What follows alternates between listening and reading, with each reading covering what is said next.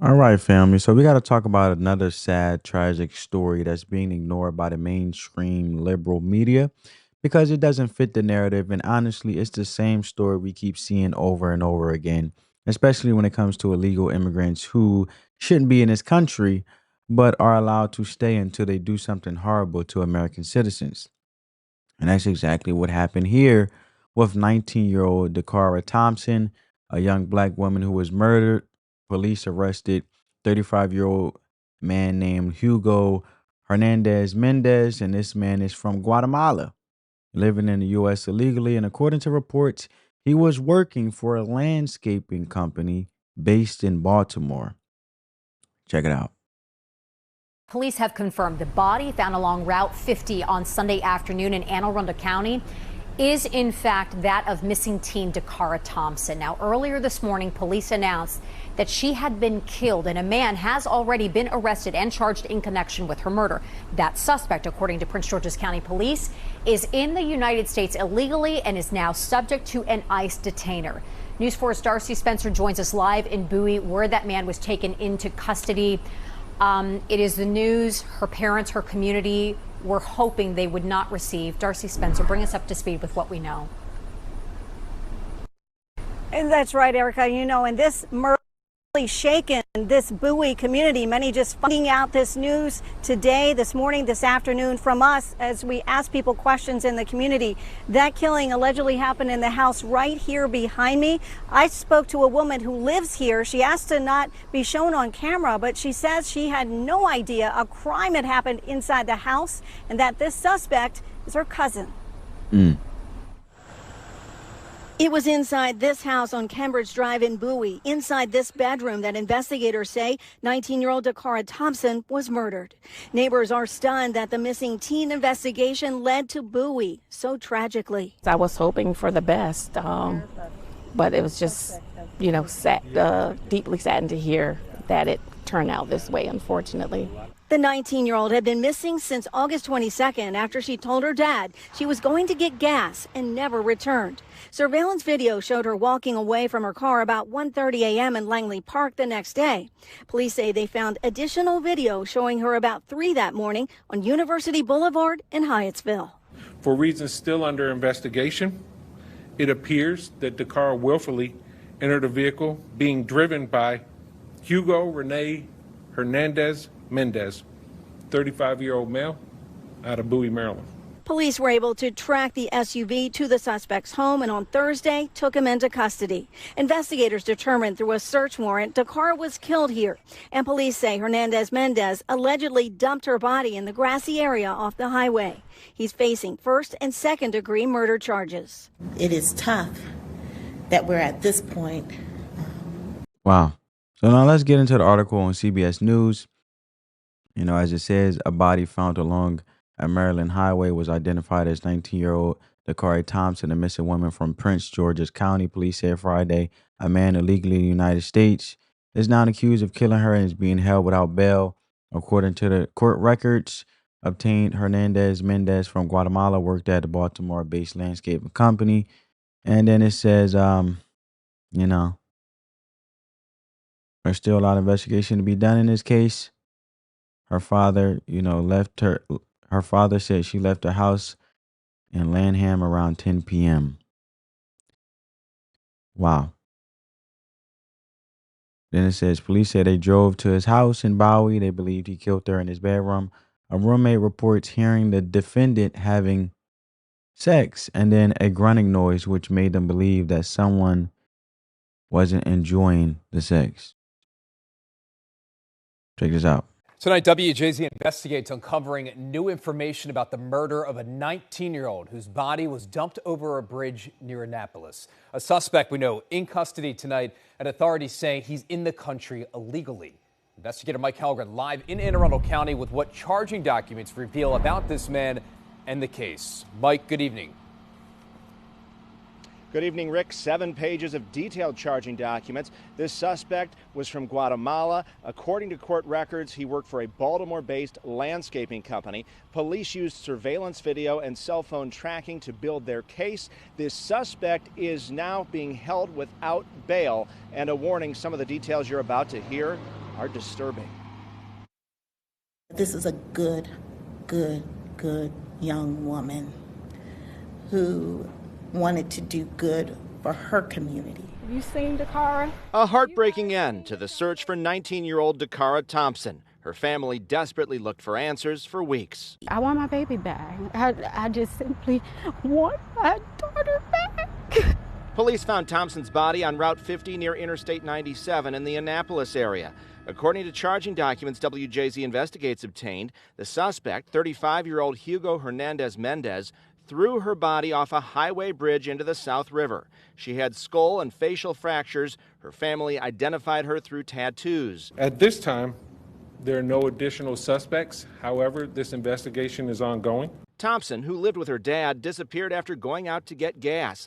She sent him this text. I should be back soon. I love you too. Good night. The 19-year-old is seen on surveillance video leaving her SUV behind in Hyattsville. According to charging documents, she approached the suspect's GMC Yukon and after approximately a minute of conversing, walks over to the passenger side of the vehicle and gets into the passenger front seat. Police say they drove to his house in Bowie and believe he killed her in his bedroom. A roommate reports hearing the defendant having sex and then a grunting noise which made it believe that someone wasn't enjoying the sex.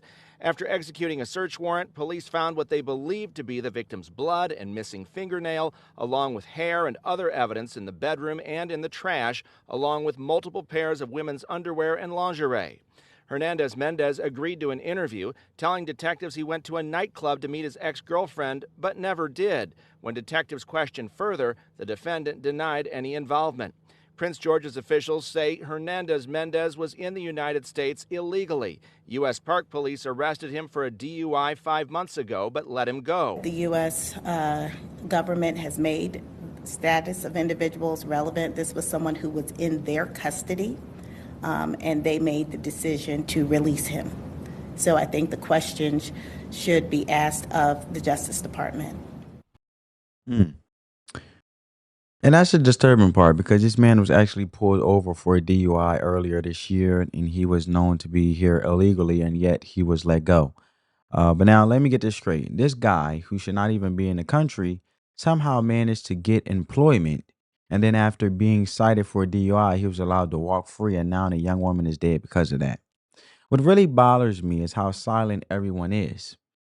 The mainstream liberal media won't touch. Black Lives Matter, silent. Protect Black women groups, silent. Black Twitter, silent. All the so-called pro-Black voices that are usually so loud, nowhere near to be found. And this video is about asking one simple question. Why? Why is Dacara Thompson's life not worth the outrage? Right? Why?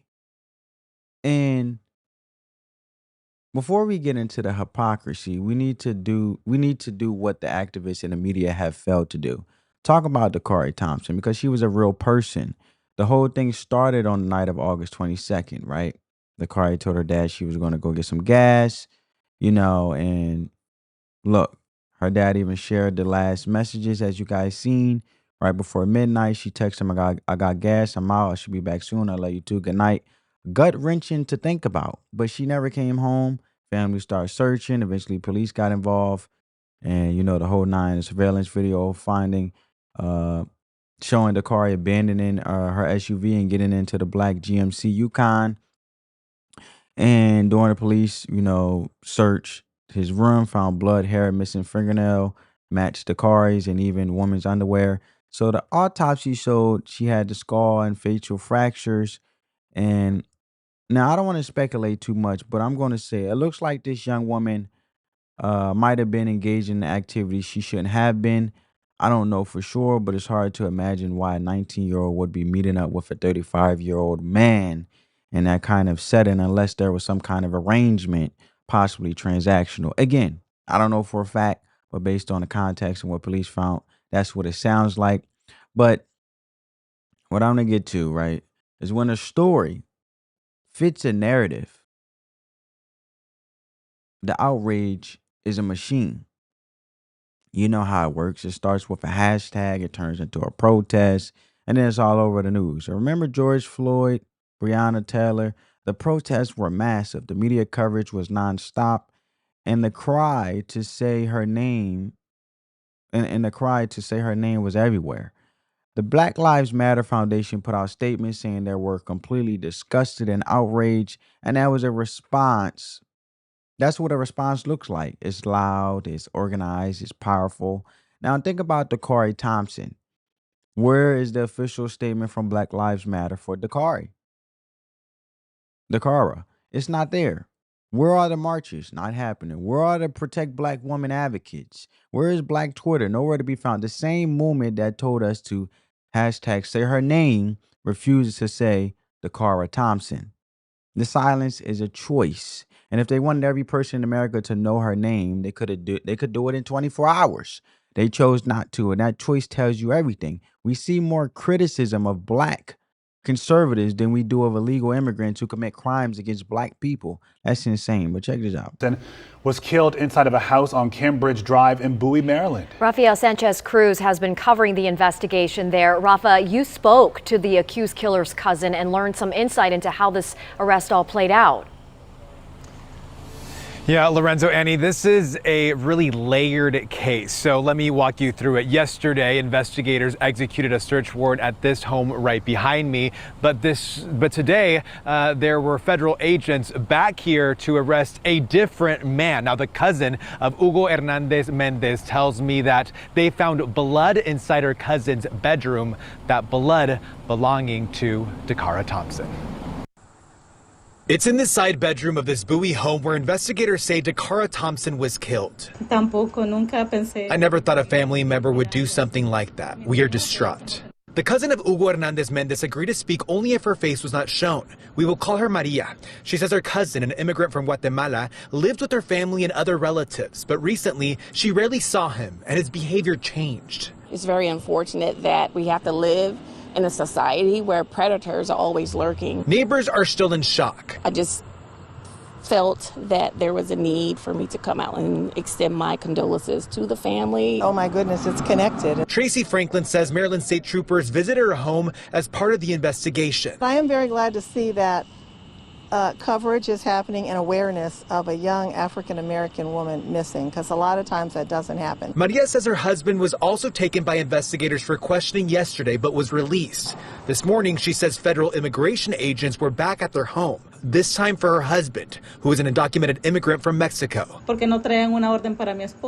did not have an order for my husband or a warrant for me. They simply handcuffed him and took him. Maria insists her husband has nothing to do with the alleged crime. Her young children standing right next to her. She says her husband was taken despite his full cooperation in the criminal investigation. She has this message for Dacara's parents. I am a mother. I understand her mother and father. I have children. I hope God gives them strength through this difficult situation. I really lament that it was a family member of mine, my cousin. I am really sorry. Well, there you have it, folks. So this brings us to the main question, why? Why is a 19-year-old black woman's murder ignored? The answer is simple and it's ugly. Her murder doesn't fit the narrative. It actually messes it up because the whole Black Lives Matter organization runs on a very specific villain. Systemic racism, usually a white cop or a white vigilante, and their mission is about fighting violence inflicted on black communities by the state and vigilantes. And now look at Dacara's case. The victim is a black woman, but the alleged killer isn't a cop or a white supremacist, as they like to paint it out to be. He's a 35-year-old illegal immigrant from Guatemala.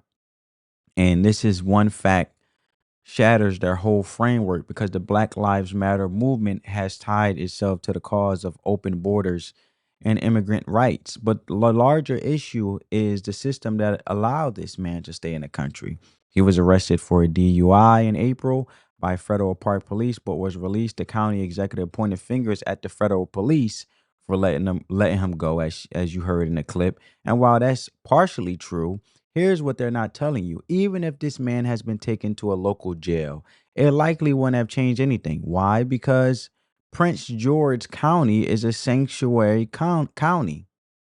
That means they don't cooperate with ICE. So even if ICE had filed a detainer, the local jail wouldn't have honored it. That's the loophole. Illegal immigrants who commit crimes in sanctuary areas basically fall through the cracks. Park police don't have immigration enforcement authority, and local jails refuse to work with ICE. So this man was essentially untouchable until it was too late. If the so-called pro-black voices scream for justice for Dacara, they'll have to admit their own ideology failed. And I have to admit that sanctuary policies, the very thing they fight for, put her life at risk. And that's bad for business. So they choose silence, and they throw Dacara Thompson and her family under the bus to protect their political project. These groups aren't pro-black; they are pro-Democrat. In this case, don't serve the Democratic narrative. And the story of Dacara Thompson was preventable. It didn't have to happen, yet here we are.